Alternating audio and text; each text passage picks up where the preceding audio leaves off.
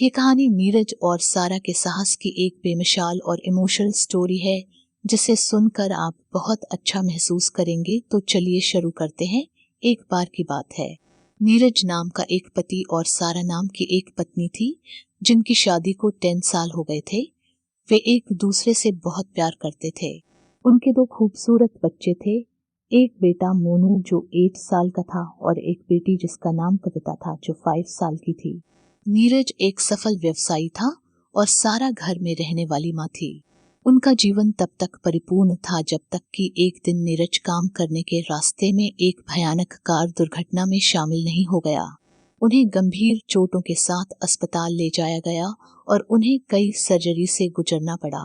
सारा तबाह हो गई थी और अपना सारा समय अस्पताल में बिताया। नीरज के ठीक होने की प्रार्थना की।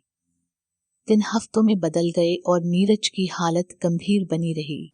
सारा की उम्मीद टूटने लगी थी और उसके विश्वास की परीक्षा हो रही थी।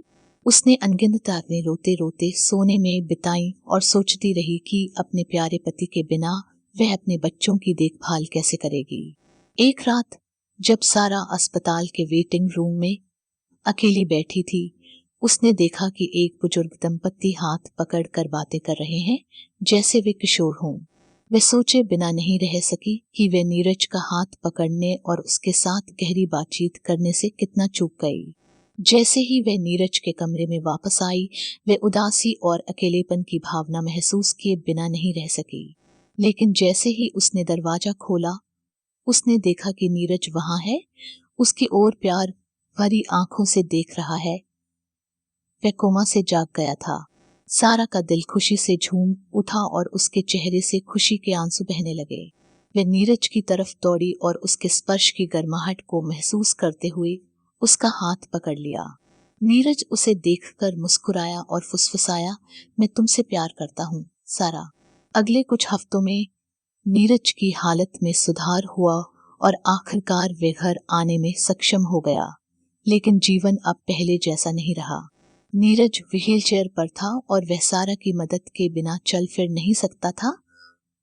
उसे एक बच्चे की तरह उसकी देखभाल करनी थी और यह उसके लिए भारी था। पहले तो सारा निराश और गुस्से में थी कि नीरज अपने लिए कुछ नहीं कर सकता, लेकिन उसने महसूस किया कि उसे उसकी पहले से कहीं अधिक आवश्यकता थी और उसने धीरे धीरे उसकी देखभाल करने वाले के रूप में अपनी नई भूमिका को अपनाना शुरू कर दिया। वह उसके पैरों की मालिश करने और उसके भौतिक उपचार में उसकी मदद करने में घंटों बिताती थी। हमेशा उसके चेहरे पर मुस्कान रहती थी। तमाम चुनौतियों के बावजूद दोनों का प्यार एक दूसरे के लिए दिन ब दिन गहरा होता गया। वे एक साथ बैठते थे और अपनी आशाओं और सपनों के बारे में बात करते थे और कैसे वे एक साथ भविष्य का सामना करेंगे। वे फिल्में और टीवी शो देखते थे और मूर्खतापूर्ण चुटकुलों पर हंसते थे। वे लिविंग रूम में एक साथ नृत्य करते थे। नीरज सारा की कमर को पकड़कर संगीत पर झूमते थे। एक दिन जब सारा नीरज की चिकित्सा में मदद कर रही थी, उसने अपनी आंखों में आंसू के साथ उसकी ओर देखा और कहा, सारा, मुझे नहीं पता कि मैं तुम्हारे बिना क्या करूंगा। तुम मेरी चट्टान हो, मेरा सहारा हो और मेरी सबसे अच्छा दोस्त। मैं तुम्हें शब्दों से ज्यादा प्यार करता हूँ। सारा मुस्कुराई और नीरज को कसकर गले लगा लिया। वह जानती थी कि उनका प्यार किसी भी बाधा को दूर कर देगा और वे हमेशा के लिए एक साथ रहने वाले थे। जैसे जैसे समय बीतता गया, नीरज की स्थिति में सुधार हुआ और वह फिर से चलने में सक्षम हो गया। सारा बहुत खुश थी और वह जानती थी कि नीरज का ठीक होना एक चमत्कार था। उन्होंने एक साथ अपने भविष्य की योजना बनाना शुरू कर दिया और नीरज ने सारा से वादा किया कि वे उसे फिर कभी नहीं छोड़ेंगे।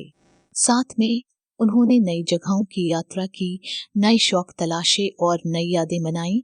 वे उस कठिन समय को कभी नहीं भूले जिसका सामना उन्होंने एक साथ किया था। लेकिन वे ये भी जानते थे कि उन चुनौतियों ने उन्हें पहले से कहीं ज्यादा करीब ला दिया था, अपने प्यारे बच्चों और पोते पोतियों से घिरे।